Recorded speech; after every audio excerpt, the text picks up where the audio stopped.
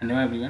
देखो आज हम डिस्कस करेंगे आपकी यूपी में, उत्तर प्रदेश में आपकी वैकेंसीज आई है असिस्टेंट कंजर्वेशन ऑफ फॉरेस्ट की, राइट, फॉरेस्ट रेंजर ऑफिसर की 2021 का एग्जाम है, इसको डिस्कस करेंगे।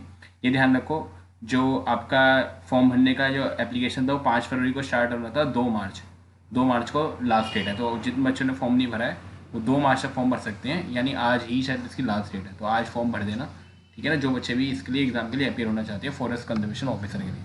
अगर आप देखोगे तो फॉर द एप्लीकेशन क्या एलिजिबिलिटी, एजुकेशन क्वालिफिकेशन, तो if you see a bachelor degree with the at least one of the subject either botany, zoology, chemistry, physics, mathematics, zoology, forestry, statistics, और बैचलर डिग्री इन एग्रीकल्चर और bachelor degree in engineering. तो आप agriculture engineering वाले जो engineering आते हैं तो वो एलिजिबल है, ठीक है।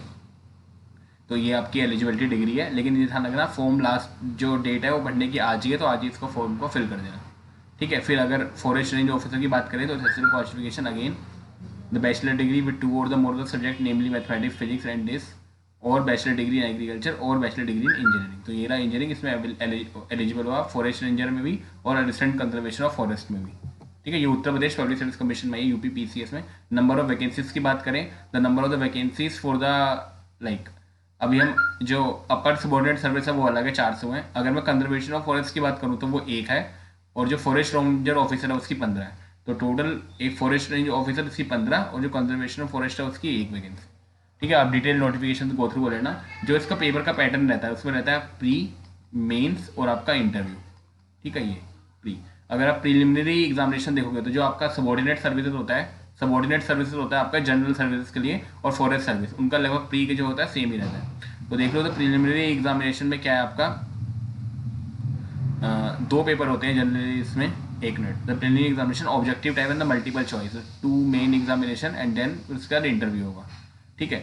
आपके इसमें 2 पेपर होते हैं, paper 1 and paper 2, right. The paper shall be the 200 marks each and 2 hours will be duration, right. Both the papers will be the objective. 2 paper होंगे, दोनों पेपर 200-200 नंबर के होंगे। यूर हैविंग द 200 नंबर, दोनों objective paper है। जो paper 2 होता है उसमें आपको सिर्फ 33% लाने होते हैं। पेपर 1 से आपकी मेरिट बनेगी जीएस, लिखा हुई पेपर 2 होता है preliminary examination will be a qualifying paper. आपको ये तो सिर्फ क्वालिफाई करना है, that you should be qualify, इसकी वजह से आपकी मेरिट बनेगी। 33% लाने होते हैं और ये, ठीक है। तो आपको प्री होगा, फिर आपका मेन होगा, फिर आपका इंटरव्यू होगा। तो प्री में आपके 2 पेपर होते हैं, GS1 और GS2, जिसको बोलते हैं paper 1 and paper 2, right. Paper 2 तो आपको क्वालिफाई करना है, लेकिन पेपर 1 ही मेन है, जिसमें आपकी ज्योग्राफी, हिस्ट्री, ये सब जो चीज़ें होती हैं पेपर 1 में, है ना, जनरल स्टडीज जो आपका होगा पेपर 1, तो उस पर ज़्यादा फोकस रखना है आपको ऑब्जेक्टिव पॉइंट ऑफ व्यू से। इनका थोड़ा मेन का पैटर्न अब अलग होता है। अगर मैं ये प्लान ऑफ एग्जामिनेशन मेन, अगर मैं मेन की बात करूँ, जो मेन सब्जेक्टिव पेपर होता है उसकी मैं बात करूँ, तो यहाँ पे लिखा हुआ इसमें आपके पेपर 1, पेपर 2, पेपर 3, ये तो आपके 3 पेपर हो गए, जिसमें एक एसए और हिंदी का है। जैसे यूपीएससी में क्या था, इंग्लिश का पेपर था, यहाँ पे हिंदी में होगा एसए का कन्वेंशनल टाइप, ये 3 घंटे का होता है, 200 नंबर। तो एक तो आपका हिंदी का कन्वेंशनल टाइप, ये सब्जेक्टिव पेपर है, लिख रहा हूँ सब्जेक्टिव, 200 नंबर का। फिर आपका पेपर है एक जनरल स्टडीज का, यहाँ पे जीएस का पेपर है जो ऑब्जेक्टिव है, it's not a subjective, it's an objective paper, ये भी आपका 200 नंबर का, ठीक है। फिर एक जनरल स्टडीज का पेपर है paper 2, that is the general studies paper 1, that is the GS 2, ये भी आपका ऑब्जेक्टिव है जो 200 नंबर का। तो ये तो आपके हो गए 3 पेपर जो हिंदी और जनरल स्टडीज के होंगे। उसके बाद आपके 2 ऑप्शनल सब्जेक्ट, अगर आप ऑप्शनल सब्जेक्ट जो भी चूज करोगे, फर्स्ट क्वेश्चन पेपर उसका कन्वेंशनल टाइप, फिर सेकंड पेपर जो भी आपने ऑप्शनल चूज करा है उसका पेपर 1 होगा, पेपर 2 होगा, राइट। ये आपका 200, ये भी सब्जेक्टिव टाइप है, ये भी सब्जेक्टिव टाइप है, ये 200 नंबर का, ये 200 नंबर का। ऐसे ही आप दूसरा ऑप्शनल चूज करोगे, उसका भी पेपर 1, पेपर 2, ये भी सब्जेक्टिव, ये भी सब्जेक्टिव, ये भी 200 का और ये भी 200 का। तो टोटल 800 ये हो गए ऑप्शनल के और 600 ये हो गए, टोटल 1400 नंबर का इसका मेन का एग्जाम होता है। आपको क्लियर हो गया। तो आपको 2 ऑप्शनल चूज कर रहे हैं, ऑप्शनल 1, ऑप्शनल 2, जिनके सब्जेक्टिव पेपर होंगे 4, और इसका हिंदी का सब्जेक्टिव और जीएस की ऑब्जेक्टिव है। तो आपको जो जीएस पढ़नी है point of view, objective point of view से पढ़नी है, क्योंकि जीएस में सब्जेक्टिव तो है ही नहीं, तो जीएस जस्ट पढ़ो ऑब्जेक्टिव पॉइंट ऑफ व्यू से, चाहे पेपर हो चाहे मेन्स हो, ठीक है। आप देखोगे तो यही ऑप्शनल सेकंड को बता रखा है, कन्वेंशनल टाइप और एक कन्वेंशनल टाइप। कन्वेंशनल का होगा सब्जेक्टिव, ऑब्जेक्टिव का वाला ऑब्जेक्टिव, राइट।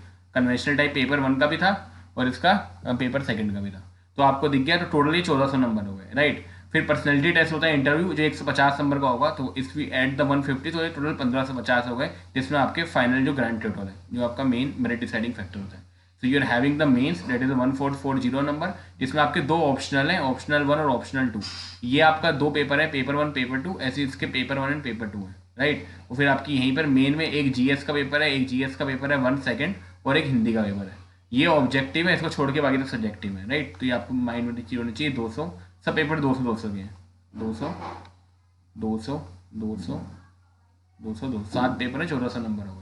फिर इंटरव्यू होगा 150 नंबर, जिससे आपकी मेरिट लिस्ट बनेगी। तो जितने बंदे प्रिपेयर करना चाहते हैं, लास्ट डेट 2 मार्च है, तो अभी फॉर्म भर देना। मैंने इसलिए वीडियो बनाई थी ताकि आप फॉर्म भर दो, जिन बंदों ने फॉर्म अभी तक नहीं फिल करा है, ठीक है। अगर मैं ऑप्शनल सब्जेक्ट की बात करूँ तो आप कैंडिडेट एनी 2 सब्जेक्ट, आप कोई भी 2 सब्जेक्ट चूज कर सकते हैं। बीएससी एजी है, agriculture engineering, botany, chemistry, chemical engineering, civil forestry, geology, mathematics, mechanical engineering, physics, statistics, geology, animal husbandry, oriental environmental science provided रहते। देखा, आप ये कॉम्बिनेशन चूज नहीं कर सकते, विल नॉट बी अलाउड। मतलब आप ऐसा चूज नहीं कर सकते कि आप एजी और एग्रीकल्चर इंजीनियरिंग ले लो, क्योंकि यहाँ पे रिस्ट्रिक्शन लगा रखा है, राइट। एजी इंजीनियरिंग है, हॉर्टिकल्चर। तो अगर आपने एग्रीकल्चर इंजीनियरिंग चूज कर ली तो आप बीएससी एजी हॉर्टिकल्चर नहीं ले सकते।